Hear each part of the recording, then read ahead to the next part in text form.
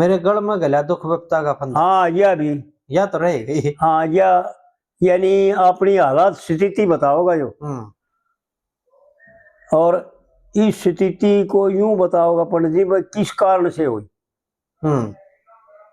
यह भी कविता पंडित जी ने बड़े हाँ जी महरम की बना रखी। जी जी। मेरे गले में गला दुख विपता का फंदा, गर गल घट भी गया तो गजब है गजब। भाई दुख विपता का क्या फंदा है, और जीव संसार में तो दुखी था ही था, लेकिन संसार के दुख में मान रहा था सुख, और वो दिया छोड़ जी। और ना न्यून करा ना न्यून करा। आड़ पंडित जी उस स्थिति का वर्णन करता है इस कविता में कि कैसी स्थिति हुई और यह क्यों हुई जी, कारण क्या था इसका। मेरे गले में गला दुख विपता का फंदा, गल घुट भी गया तो गजब है गजब जी। छूटिया धर्म पैमाना है, पुत्र भी गया, पुत्र भी गया और मत भी गई, धन घर लुट भी गया तो गजब है जी। यानी देख आड़ उजागर करके पंडित जी ने तो अपनी तरफ से पूरा वर्णन दे दिया। भाई जो संसार रूपी जो पुत्र था, भाई यो करके सुखी हो जाएगा, यो करके दुख दूर हो जाएगा, ये सारे काम हो जाएंगे, दुख हो शांति हो जाएगी, मन सुकून मिलेगा। वो पुत्र भी गया और हुर्मत भी यानी इज्जत भी लोग नहीं को लागे कहने भाई पागल रह रहे थे, इन्हें कहेगा भी रखो ना भाई ये काम का नहीं रहा भाई। ऐसा होता है ना जी। जब संसार को त्याग देता है, जब यो अनजान हो जाता है, कति इसलिए ज्ञान नहीं रहता, बेसुध हो जाता है, पागल की तरह हो जाता है। पुत्र भी गया हुर्मत भी गई, घर लुट भी गया तो गजब है गजब जी। यानी लुटन का मतलब यूं है कि मैं जो संपत्ति इकट्ठी कर रहा था वो आज सारी की सारी लुटा दी, क्योंकि संसार रूपी संपत्ति सुख का कारण नहीं हो सकती, और इसने चाहिए था सुखी होना। ये सुख की तलाश में भाग्या फिर रहे हैं। तो पहली कली में यूं बताता भाई ये होया कैसा जी। तो आड़ पहली कली में बताता है छूटिया धर्म पैमाना, छूटिया धर्म पैमाना जिसका कुछ ना ठिकाना, कोई ठिकाना नहीं इस जीव का। छूटिया धर्म पैमाना जिसका कुछ ना ठिकाना, दूजे चोरा न लूटिया सब माल खजाना जी। तीजे हृदय पर लग गया सुत का निशाना। वो स्थिति बता दी कि मैं पहले क्या था, अपने आप को क्या मान रहा था, और उसके त्यागने के बाद जो मेरी संपत्ति थी, यानी जो मेरे को लूट रहे थे, वो सारे का सारा लूट कर ले गए जी। और तीसरा नंबर पे जो संसार को मैं न्यू मान रहा था, भाई यो करके सुखी हो जाऊंगा, यो करके धनाढ़ हो जाऊंगा, यो करके कोई कमी नहीं रहेगी, सारी कमियां पूरी हो जाएंगी, वो लड़का भी गया जी। तीजे हृदय में लग गया सुत का निशाना, अगर उठ भी गया तो गजब है गजब। गजब है गजब। बहुत गजब की बातें हैं पंडित जी जी। क्योंकि उठना तो जरूरी है, उठेगा नहीं तो काम नहीं बनेगा, बिल्कुल, फिर संसार में आ जाएगा उल्टा है जी। और फिर तीसरी कली में भाई ऐसा क्यों होया, दूसरी में जी, दूसरी कली, हाँ दूसरी कली में भाई ऐसा क्यों होया, होया अधर्म से मंदा, बुरी संगत से गंदा, अब कंगला होया ना अब कंगला होया ना तारा ना चंदा, ना तारा रहा ना चंदा रहा जी। दोनों औरते खाली हो गया, वो संसार छोड़ दिया और परमात्मा की प्राप्ति हुई नहीं, वो शुभ मार्ग मिले नहीं। वे 200 रुपये तब उड़े खो गए थे गंगा जी पर, हाँ जी। हरनंदी नदी पे आनंदी स्नान करे जो हम्म कुछ नहीं रहा इसके पास। होया अधर्म से मंदा है, जी होया अधर्म से मंदा, बुरी संगत से गंदा, अब कंगला होया ना तारा ना चंदा। जी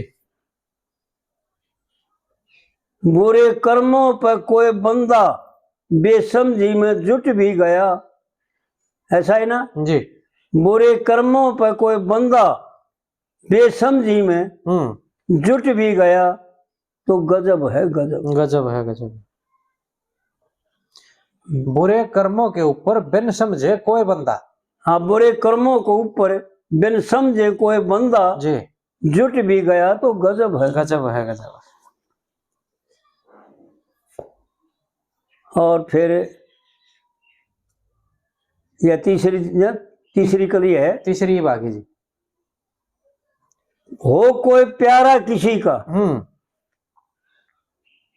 ये बड़ा बुद्धि की बात आती है, क्योंकि बुद्धि जो है ना वो प्यारा माना जाता है जो बदले में कुछ ना ले और सत्य बात बतावे, सच्चा मार्ग दिखावे जी, उसको सब तरह से जो है ना सांत्वना दे, उसको प्यारा कहते हैं। और जीव का जो है ना, जीव और मन एक होकर के और बुद्धि का सहारा जब लेते हैं तो आड़ जो है ना पंडित जी इस कविता की तीसरी कली में यूं दिखाता है कि क्या करे बुद्धि ने। हो कोई प्यारा किसी का, हो प्यारा किसी का, कर दे गुजारा किसी का जी, और ले करके उल्टा जो दे दे उधारा किसी का। क्या बात कही है पंडित जी ने, विचार करो। यानी क्या दे रखा है, उस परमात्मा ने अंतःकरण के 4 हिस्से बनाए थे। 4 हिस्सों में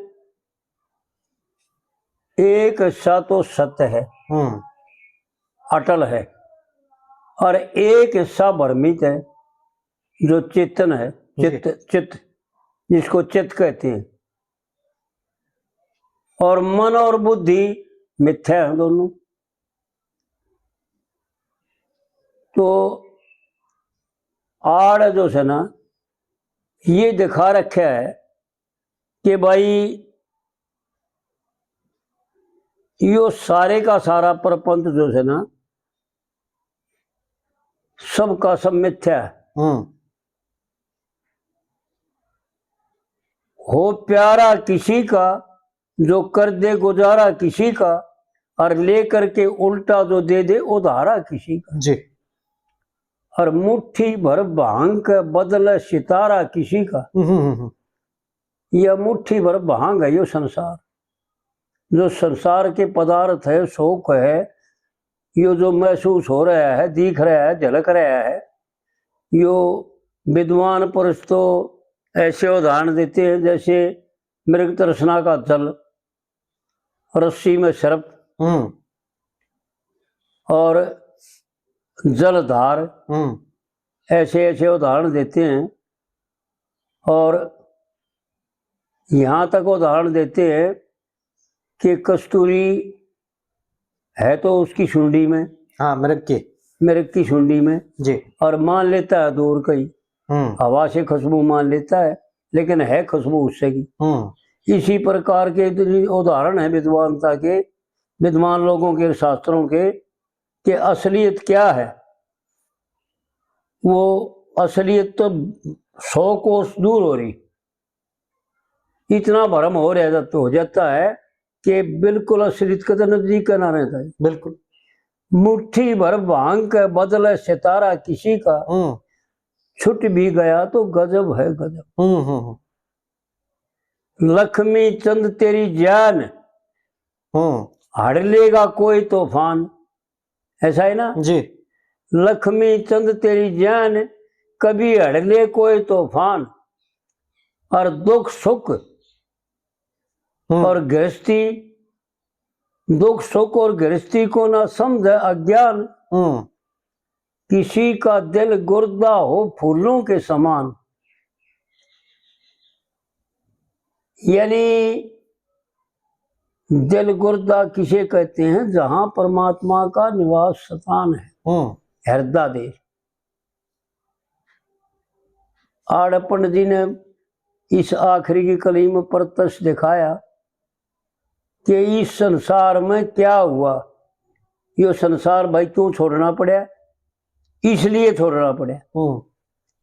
किसी का दिल गुर्दा हो फूलों के समान, अगर कुट भी गया तो आड़ तो टूट गया कहें, इन्हें तो लिख रखा टूट गया, लेकिन टूटा नहीं। पंडित जी तो हमने बालकपन में ये खूब गाया करते, किसी का दिल गुर्दा हो फूलों के समान, अगर कुट भी गया तो गजब है गजब। गजब है गजब जी। कुटना होता है, टूटना नहीं होता। इन बहुत बातें गलत लिख रखी। तो इस प्रकार से जो है ना, इस कविता में पंडित जी ने यूं दिखाया कि इस संसार में आ करके वो आत्मा, वो हृदय देश परमात्मा का वास स्थान इतना कोमल था जैसे कमल का फूल होता है जी। और वो जो सना इस संसार के विषय भोगों में कुट जाता है। कुट भी गया तो गजब है गजब।